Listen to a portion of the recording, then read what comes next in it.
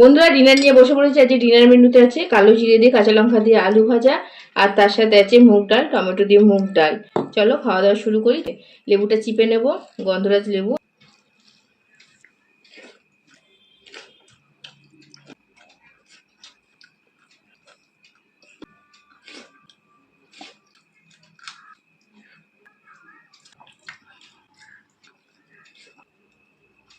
বন্ধুরা এই ছিল ডিনারের মেনু। তোমাদের কেমন লাগলো অবশ্যই কিন্তু কমেন্ট করে জানাবে, জানাতে ভুলবে না।